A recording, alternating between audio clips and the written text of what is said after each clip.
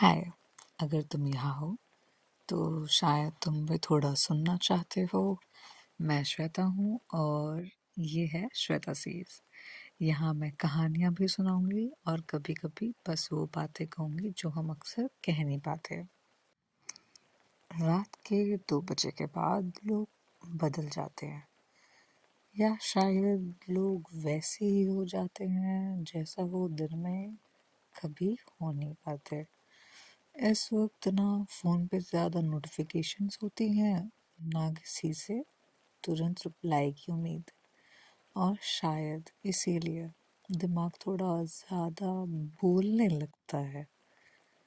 दिन भर हम इतने सवालों के जवाब देते हैं कि रात को बस एक ही सवाल रह जाता है, मैं सच में कैसा हूँ।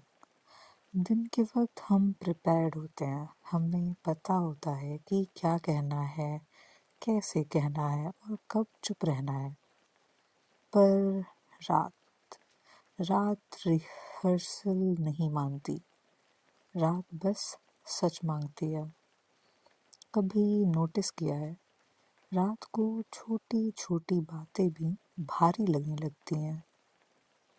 एक लाइन जो किसी ने कैजुअली कह दी थी अचानक याद आने लगती है।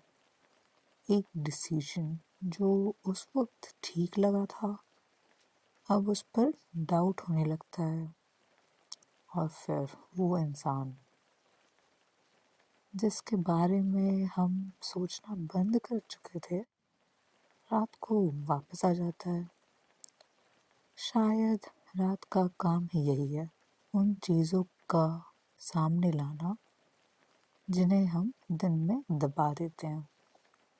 दिन में हम स्ट्रॉन्ग बनना सीख जाते हैं। मुझे फर्क नहीं पड़ता, मैं ठीक हूँ, चल रहा है। पर रात ये सेंटेंसेस एक्सेप्ट नहीं करती। रात पूछती है, सच बताओ। और जब हम सच बताने लगते हैं तो हमें खुद से मिलने का मौका मिलता है। शायद पहली बार बिना किसी जजमेंट के। इस वक्त हम परफेक्ट नहीं होते, हम कंफ्यूज्ड होते हैं, थोड़े इमोशनल, थोड़े थके हुए, पर हम रियल होते हैं। और शायद रियल होना ही सबसे ज़्यादा अंडररेटेड चीज़ है। अगर हम अभी ये सुन रहे हैं तो हो सकता है तुम भी किसी ऐसे ही रात से गुजर रहे हो सकता है नींद आ रही हो पर सो नहीं पा रहे।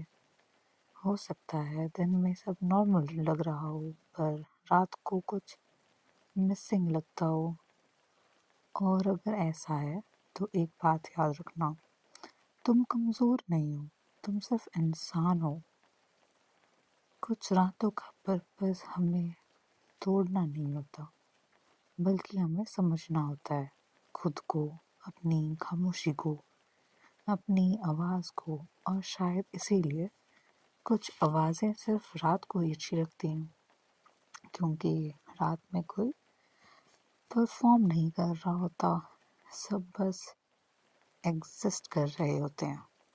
अगर तुम्हें आज रात भी ज़्यादा सोच आ रही है तो ठीक है, हर रात का जवाब सुबह नहीं होता।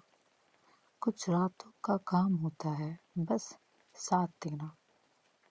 और अगर इस आवाज़ ने तुम्हें थोड़ी सी भी कंपनी दी तो समझ लेना, ये आवाज़ फिर मिलने आएगी, खामोशी के साथ, इंतज़ार में।